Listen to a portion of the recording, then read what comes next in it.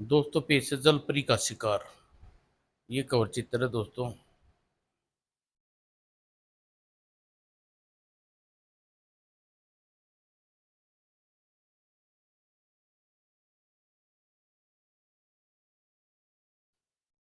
जलियान जलपरी समंदर का विशाल साथी को चीरता हुआ आगे बढ़ रहा था। जलियान बम्बई के सवेज मार्ग से होता हुआ इंग्लैंड जा रहा था। जलियान के भीतर बजे नाइट क्लब में काफी रौनक थी। कर्नल कर्ण एक को कोने वाली सीट पर बैठा था। कैप्टन असलम उससे कुछ ही दूर अजनबी की तरह टेबल पर बैठा था। अभी असलम मेज के निकट दो व्यक्ति गुजरे। उनमें जानबूझकर अपनी टांग एक व्यक्ति की टांग में फंसा दी। एक क्या तुम अंधे हो? उसकी बात सुनकर ऐसे लगा जैसे असलम पागल हो गया है। उसे उठकर बोलने वाले के मुंह पर एक घूंसा जड़ दिया। वहां वहां बाकायदा लड़ाई शुरू हो गई। डिशुम। और अचानक असलम ने अपनी दोनों टांगे सामने वाली की छाती पर दे मारी। और जैसे ही दूसरे व्यक्ति की कमर पर पलट कर नीचे पटक दिया, साथ ही चिल्लाया, सालों मैं अकेला तुम दोनों के लिए काफी हूँ। हाल में बैठे लोग अपनी जगह पर खड़े होकर आश्चर्य से उन्हें देख रहे थे। एक और चिल्लाई, अरे रोको, कोई उन्हें पकड़ो।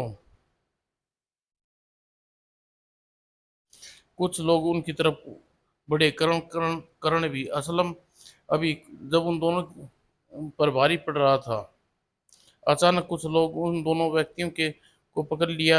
जब जबकि कर्नल करण ने असलम को पकड़ लिया। ए मिस्टर, क्यों लड़ रहे हो आप? छोड़ दो मुझे, मैं इन दोनों का खून पी जाऊंगा। यह आदमी पागल है, इसने जानबूझकर मुझे टंगड़ी टंगड़ी मारी। इस पागल को जहाज से उतार देना चाहिए। और करण एसमस को असलम को पकड़कर खींचता हुआ बाहर आ गया। छोड़ दो मुझे, उन दोनों को खून पी जाऊंगा। बस बस असलम डियर, अब यह नाटक बंद करो और हमारा काम हो गया है। कुछ ही देर बाद दोनों डेक की रेलिंग पर खड़े थे। अब मुझे बताइए, यह सब क्या चक्कर? आपने मुझे यह नाटक करने को क्यों कहा था? और हम ये लोग लोग कहाँ जा रहे हैं? यह नाटक का अर्थ केवल यह था कि तुम यह लड़ने को रोक कर देखने वाले यही समझे कि हमारी पहली मुलाकात है। तो आप यह दिखाना चाहते हैं कि हम दोनों पहले एक दूसरे को नहीं जानते? हाँ, मैं इस समय एक महत्वपूर्ण मिशन पर हूँ और नहीं चाहता कि यहाँ कोई यह समझे मेरे तुम मेरे साथ हो। ओह, तो यह मिशन क्या है? यह जहाज पर एक इजराइल जासूस यात्रा कर रहा है। 2 वर्ष पहले पाकिस्तान पाकिस्तान और 1 वर्ष भारत के किसी रहस्यमय षड्यंत्र में व्यस्त था। उसका पीछा कर रहा हूँ। बातें करते हुए दोनों डेक के कैबिनों की तरफ बढ़े। है वह जासूस कौन कौन है वह जासूस? मैं उसे पहचानता नहीं। बस किसी भी रूप में हो सकता है। मुझे उसके तलाश करने के एक पर नजर रखनी है। यानी आप अनदेखे शत्रु के पीछे हैं? हाँ, इसलिए मैं चाहता हूँ कि तुम दूर रहकर मुझ पर नजर रखो। हो सके तो वह जासूसी मुझ पर हमला करने की कोशिश करे। अपने कैबिन के सामने रुककर करण ने दरवाजा खोलते हुए ऊंचे स्वर में कहा, जाइए मिस्टर असलम, मेरे लिए कप कॉफी ले आइए।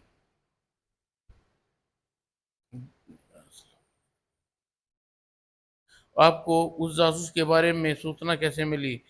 जनरल यादव ने बहुत गुप्त रूप से यह सूचना मिली। वह इजरायली जासूस दयान यात्रा पर कर रहा है। तो फिर आपने अभी तक दयान की पहचान नहीं की? नहीं, लेकिन दिलचस्प बात है कि मैं उस मिस्री जासूस भी जहाज पर है। उसे मैंने पहचान लिया और शायद उसी ने मुझे पहचान लिया। वह कौन है? उसका नाम कमाल पाशा है। असली 80 कैम्बर नंबर है उसका। फिर तो मामला दिलचस्प है। इस जहाज पर जासूसों की यात्रा कर रहे हैं। और बाय दी वे, हम कब तक यात्रा करनी है?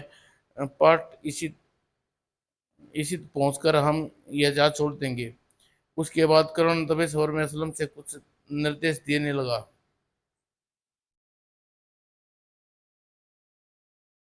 और अगली सुबह जब आदन पाठ पर रुका तो वहां एक सुंदर स्त्री जहाज में सवार हुई। शाम को वह जहाज फिर अपनी यात्रा पर आरंभ कर दी। इस पर करण अकेले ही डेक पर खड़ा था। तभी असलम उसे ढूंढता हुआ वहां आया। अरे आप यहाँ खड़े हैं, जहाज पे एक पर कयामत आ गई। तुम्हारा मतलब कोई लड़की? जी हाँ, वह बहुत सुंदर है। असलम तुम जानते हो मुझे लड़कियों में दिलचस्पी नहीं है। तभी एक व्यक्ति डेक पर आकर रेलिंग के निकट खड़ा हो गया। असलम उसकी तरफ बढ़ता हुआ बोला, ए मिस्टर सरी सारिक, कैसी हैं आप? फाइन। असलम असलम मिस्टर सारिक के बातें करने लगा और करण अपने कैबिन की ओर चल दिया। जैसे ही करण अपने कैबिन में प्रविष्ट हुआ, यह क्या दरवाजा किसी ने खोला है? और जैसे ही करण दरवाजे की ओर बढ़ा, तुरंत बंद अतः उसे अपनी ओर चटकने लगाने की सोची। कोई मेरे कैबिन में झांक रहा है, मगर कौन है? थोड़ी देर बाद करण ने डाइनिंग हॉल में जाने के लिए कैबिन का दरवाजा से बाहर निकला। ओह, इस कैबिन में आई है। लेकिन यह मेरे कैबिन में क्यों झांक रही थी? और रात के 11 बजे वह डाइनिंग हॉल में बैठा और सोच रहा था। जहाज में 80 यात्री हैं, उनमें से इजराइल जासूस दयान है, मगर कौन है यह मुझे ये पता चलाना मुश्किल है। और साढ़े साढ़े 11 बजे वह अपने कैबिन से जाने के लिए डेक पर के सामने से गुजर रहा था। अचानक वह ठिनक कर रुक गया। यह दोनों इस समय यहाँ क्या कर रहे हैं? और अचानक उसे एक विशेष दृश्य देखा। सारिस ने अपना प्लास्टर चढ़ा हाथ मफलर से हटाया और लड़की के कंधे पर रख दिया। माय गॉड, इसका हाथ तो ठीक है। फिर दोनों देर तक दबे स्वरों में बातें करते रहे, लेकिन आवाज करण तक नहीं पहुंच रही थी। तभी हवा के झोंके के साथ उसकी बात के कुछ कण उसके कानों में पहुंचे। मैं भयभीत हूँ, पागल मत बनो, मुझे मुझे दे दो, अभी नहीं। और कुछ देर बाद लड़की सारी कैबिन की ओर जाने वाले मार्ग की ओर चले गई। यह लड़की सारी काफी रहस्यमयी है। तभी करण अभी अपने कैबिन की ओर चल पड़ा। वह अभी कैबिन से कुछ ही दूर था कि कैबिन का दरवाजा खुला और एक व्यक्ति बाहर निकल आया। ए सुनो! लेकिन वह व्यक्ति आवाज सुनकर नहीं रुका और उसकी चाल और भी तेज हो गई और वह एक मोड़ पर घूमकर गायब हो गया। यह मेरे कैबिन में क्या करने आया था? और उसके कैबिन में प्रविष्ट होते ही एक बार फिर आश्चर्य रह गया। ओह, मेरा सूटकेस! वह सूटकेस के निकट पहुंचा, तभी बाईं ओर का दरवाजा खुला। उसमें से एक लड़की अंदर आई। ए मिस्टर, यह दरवाजा आपने खोला है? नहीं, नहीं तो मैं अपनी ओर से चटकनी लगा कर गया था। लड़की उलझन भरे स्वर में कहा। मैं अपनी ओर से चटकनी लगा कर गई थी, फिर यह चटकनी कैसे खुल गई? मैंने अभी एक व्यक्ति को अपने कैबिन से निकलते देखा। आप अपना सामान चेक कर लीजिए, चोरी तो नहीं हुआ, कहकर लड़की अपने कैबिन में घुस गई। और कुछ देर बाद लड़की लौट कर आई। आते मेरे जेवरों का बॉक्स गायब है। करण करण ने अपने सूटकेस के कपड़े उलट पलट कर रहा था। अचानक उसे सूटकेस में छोटा सा बॉक्स उठाते हुए बोला, यह तो नहीं है, यही है। इसका मतलब है कि चोर मुझ पर ज्यादा मेहरबान है। अपने जेवर चुरा कर वह मेरे सामान में रख गया, लेकिन क्यों? मुझे इन सब जेवर की में मौजूद कोई नुक्स मुझे इन जेवर में मौजूद कोई नुकसान नहीं हुआ। फिर भी हमें जहाज के कैप्टन से इस घटना की रिपोर्ट करनी चाहिए। मेरा नाम रूबी है और मैं जब हमारा कोई नुकसान नहीं हुआ तो रिपोर्ट बेकार है। अच्छा, गुड नाइट। लड़की दरवाजे पर पहुंची। करण ने कहा, by the way miss Ruby, मेरा नाम करण है।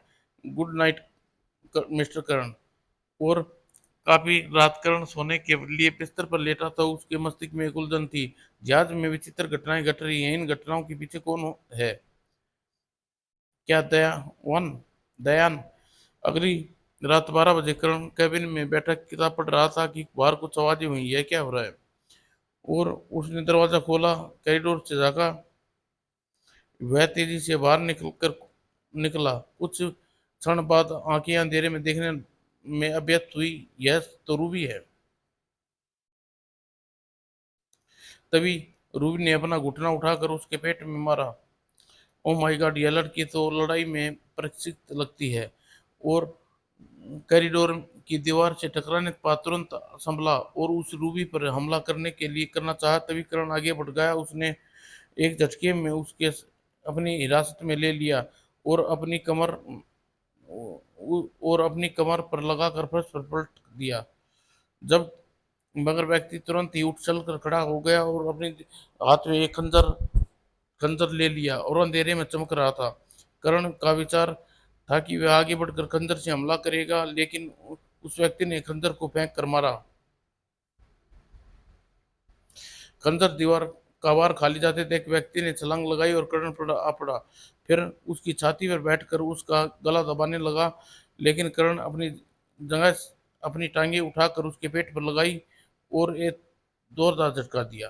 गिरने ही वह स्प्रिंग के खिलौने की तरह उछलकर खड़ा हुआ और कॉरिडोर में भागता चला गया। करण उसके पीछे भागना चाहा, मगर उसका पाँव नीचे पड़े एक व्यक्ति से उलझा और अंधेरे में अभी वह उसे देख भी नहीं सका था। ओ यह क्या! और इतनी देर में हमलावर कॉरिडोर से मुड़ कर गायब हो गया। उसका पीछा करना बेकार रहा था।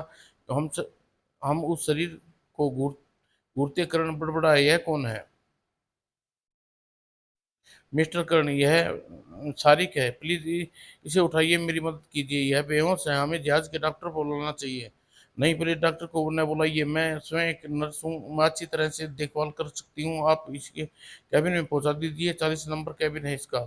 लेकिन करण कुछ कहना चाहा, मगर रूबी ने उसकी बात काट दी। प्लीज करण, इस बार समय में ऐसा न कीजिए। इस पहले इसे उठा कर ले चलिए, फिर मैं आपको सब कुछ बता दूंगी। ओके, मैं आप चलकर इसका कैबिन खोलिए, मैं उठा कर लाता हूँ। और कुछ देर बाद इसके सिर पर कोई भारी चीज मारी गई है।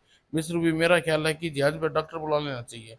रूबी अपने शरीर का निकट बैठाकर उसके घाव की देख कर कहा, घाव अधिक गहरा नहीं है, मेरे पास फर्स्ट एड बॉक्स है, मैं खुद इसकी परम पट्टी कर दूंगी।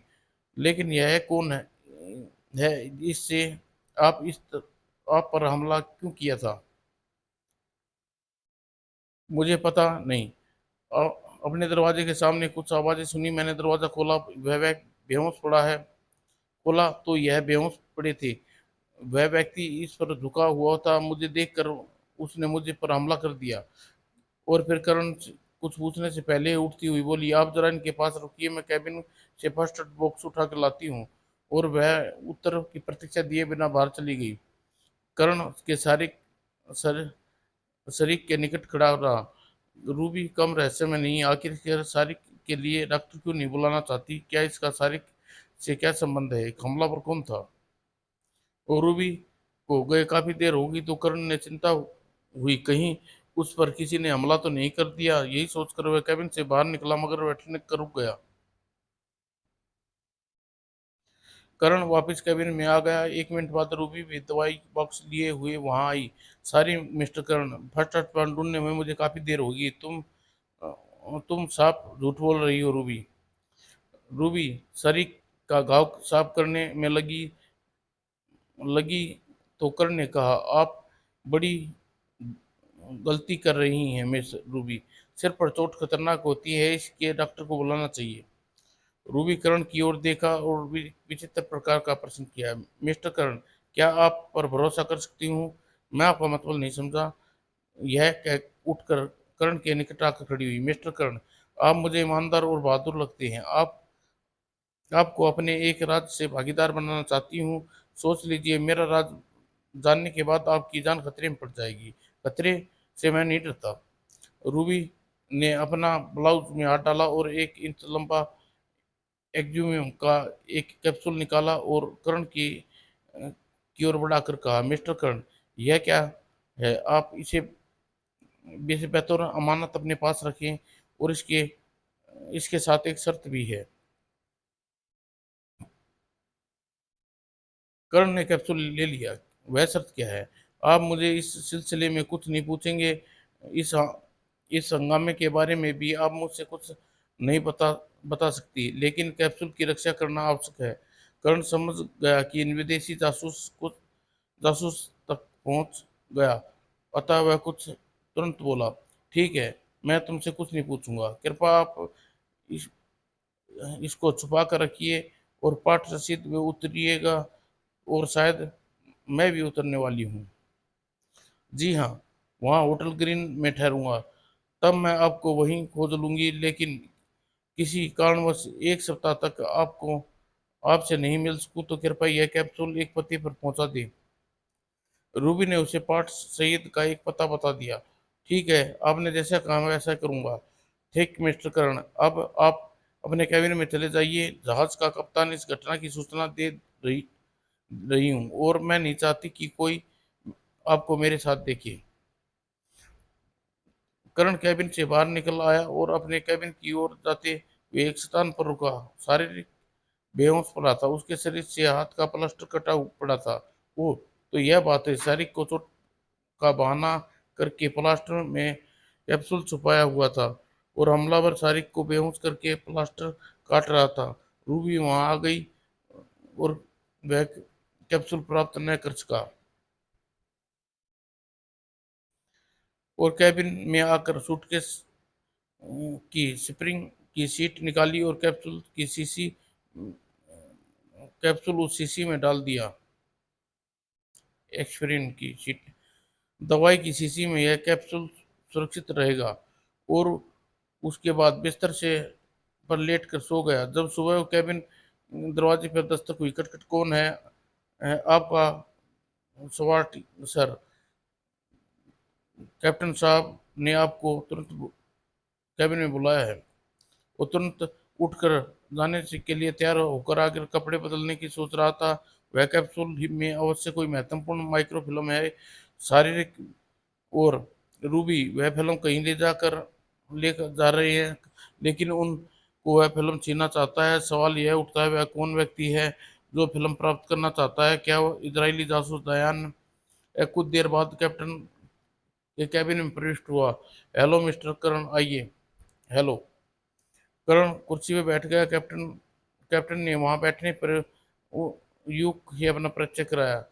मिस्टर करण, यह है मिस्टर कमाल पाशा। मेरा विचार है कि हम दोनों एक दूसरे को जानते हैं, क्यों मिस्टर कमाल पाशा? यस मिस्टर कर्ण, मैंने यही कैप्टन को बताया कि आप भारतीय इंटेलिजेंस में कर्नल हैं।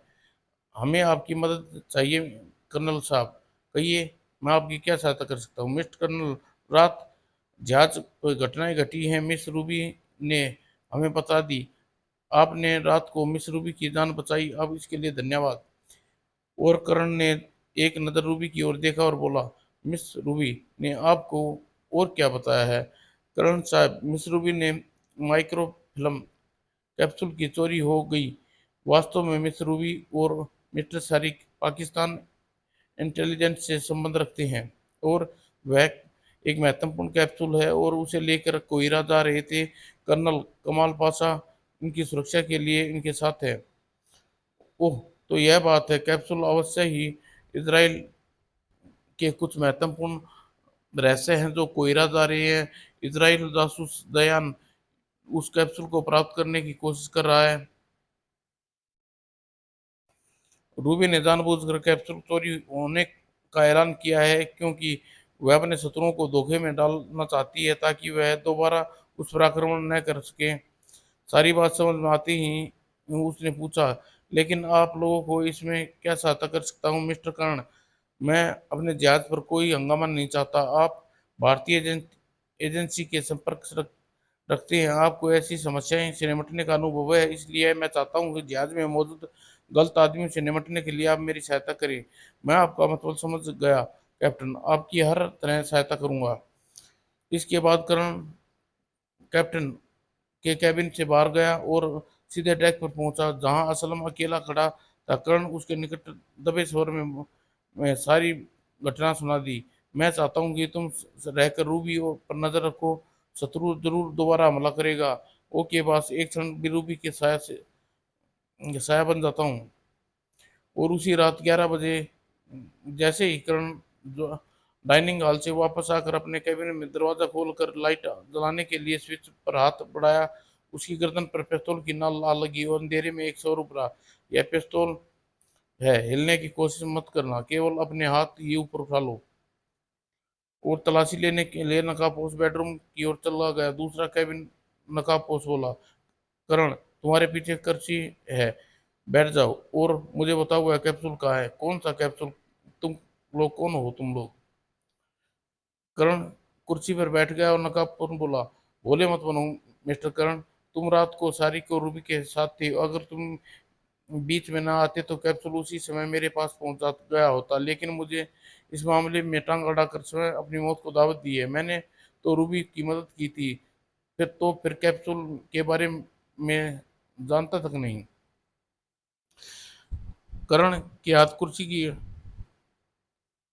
कुर्सी की ओट में थे और मांसपेशियों को ढीला छोड़ अपनी हथेली खोलने की कोशिश कर रहा था।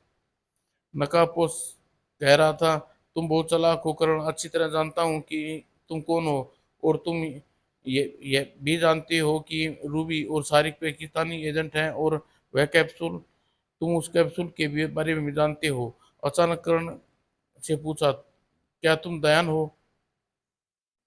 कौन दयान? मैं किसी दयान को नहीं जानता। तुम मुझे बातों में न लगाकर अपना कैप्सूल के बारे में बताओ। तभी दूसरा नकाबपोश बेडरूम से बाहर आकर बोला, कैप्सूल इसके सामान में नहीं है। अच्छी तरह तलाशी ली, क- कर ली, एक एक चीज को दोबारा देखो, कैप्सूल यही होना चाहिए। और कार्ल वापस बेडरूम में चला गया और तभी करण ने कहा, मुझे तुम लोग बेकार में परेशान कर रहे हो, मेरे पास कैप्सूल नहीं है। और नकाबपोश ने आगे बढ़कर कर्ण के मुंह पर मुक्का मारा, कैप्सूल तेरे पास ही है, मैं अच्छी तरह जानता हूँ। और कर्ण के होठ फट गया और वहां से खून रिसने लगा। तभी कर्ण क्रोध स्वर में बोला, अगर मेरे पास मेरे हाथ न बंधे होते तो मैं एक घुसा का जवाब अवश्य देता। सेटअप, बोलो वह कैप्सूल कहाँ है? मुझे नहीं पता, देखो। कर्नल ने उसी समय अपने हाथ खोलने में सफल हो गया, और जबकि नकाबपोश बिना रुके कह रहा था, अगर तुमने कैप्सूल नहीं दिया तो गोली मार दूंगा। तभी उसी क्षण कर्ण ने मौका ताड़ कर हमला किया, और नकाबपोश हमले के लिए तैयार नहीं था। पीठ के बल नीचे गिरा और पिस्तौल उसके हाथ से निकल गई, और अगले ही पल कर्ण ने छलांग लगा कर उस पर अपड़ा उफ। लेकिन वह काफी फुर्तीला था। दोनों उछलकर खड़े हुए गुत्थम गुत्था हो गए। कुछ क्षण बाद करण ने नकाबपोश को बेबस कर दिया और अंत में उसकी उसने चीख कर अपने साथी को पुकारा, कार्ल। तुरंत ही बेडरूम का दरवाजे से कार्ल नाम का वो नकाबपोश अंदर आया और उसने गोली चलाई। करण ने तुरंत नकाबपोश को सामने कर दिया, धाएं धाएं। और गोली चलते ही कार्ल वापस बेडरूम में घुसा और कर्ण नकाबपोश की लाश को नीचे उछाल दिया और नीचे पड़ी उसकी पिस्तौल उठाई। फिर दौड़कर बेडरूम के दरवाजे में घुसा, लेकिन कार्ल वहां नहीं था। ओह! वह खिड़की से भाग कूद कर भाग गया। अतः वह वापस नकाबपोश के निकट आ गया और नकाब उतार दिया। मैंने इ- इसे मैंने कहीं बार ड्राइंग हॉल में देखा था, कहीं यह दयान था। अचानक ही कर्ण के मस्तिष्क ने कहा, वह कैप्सूल देखना चाहिए, दत्ता नहीं सुरक्षित भी है या नहीं। जब वह उठकर बेडरूम गया, ओ माय गॉड, यह तो कार्ल ने यह कैप्सूल प्राप्त कर लिया और उसे लेकर भाग गया।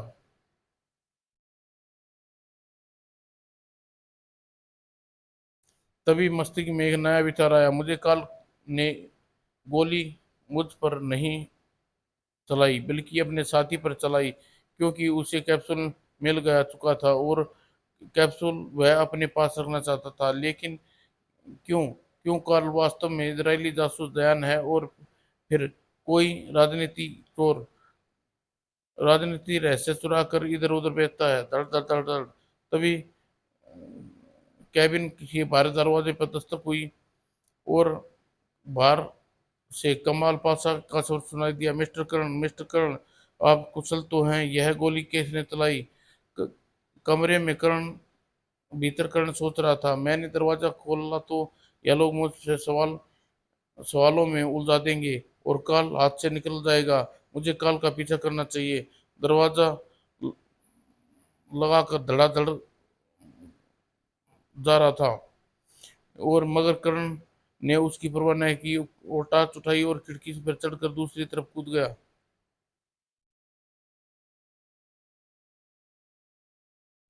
दूसरी तरफ एक पतला सा कॉरिडोर था और दूर छोर पर एक साया नजर आया। जरूर वही कार्ल होगा। और कर्ण ने खिड़की कूदने के लिए क्षण कैबिन का दरवाजा टूट कर गिरा और कुछ लोग भीतर घुस आए। और कमाल पाशा आगे बढ़कर लाश के निकट बैठ गया और जनरल इधर उधर देखने लगा। मिस्टर कर्ण, क्या आप अंदर हैं? और कोई उत्तर न मिला तो बेडरूम में प्रविष्ट हो गया। लगता है वह खिड़की से बाहर निकल गए, मगर क्यों? तभी कैप्टन भीतर प्रवेश कर बोला, मिस्टर कर्ण यहाँ नहीं है। नहीं जी नहीं, और खिड़की भी खुली है।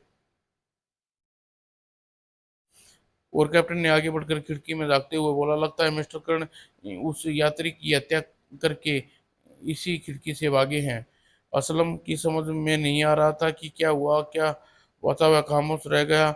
उधर कर्ण कर्ण उस छाया का पीछा करते हुए डेक पर पहुंच गया था और डेक पर आकर वह छाया अचानक गायब होगी। कहाँ गया वह? तभी अचानक कर्ण के मस्तिष्क में विचार आया, कहीं कार्ल किसी बोट द्वारा जहाज से फरार तो नहीं हो रहा। यह सोचकर उसने आगे बढ़कर रेलिंग में समुद्र से बाहर झांकने लगा। तभी डेक के पर खड़े ड्रमों के पीछे से तीन व्यक्ति बाहर निकलकर कर्ण की ओर बढ़े। वो आठ पाकर कर्ण पलटा। उन तीनों ने उसे झपट लिया और गिरफ्तार कर लिया। कर्ण झटका देकर उन आदमियों को छुड़ाया और एक दूसरे के मुंह पर घुसा मारा। और वह समय तीसरे व्यक्ति से छुड़ाने की चेष्टा कर रहा था। उसने एक जोक की तरह चिपका हुआ था। उसके दोनों साथी फिर सहायता को आ गए और उन तीनों में कर्ण को अपने हाथों में उठा लिया और मिस्टर कर्ण कुछ समझते से पूर्व रेलिंग से उठाकर समुद्र में उछाल दिया। और कर्ण का शरीर हवा में कलाबाती खाता समुद्र के पानी में घुसता गया। अब क्या हुआ? क्या कर्ण जहाज के वापस आ सके या कार्ल कौन था? और जहाज उसके बाद क्या हुआ? कैप्सूल कहाँ जा पहुंचा? और इजराइल जासूस दयान कौन था? यह सब जानने के लिए आपको कैप्सूल की वापसी की प्रतीक्षा करनी होगी। और काफी देर बाद कर्ण पानी की सतह पर उभरा, चिल्लाया, ए बचाओ!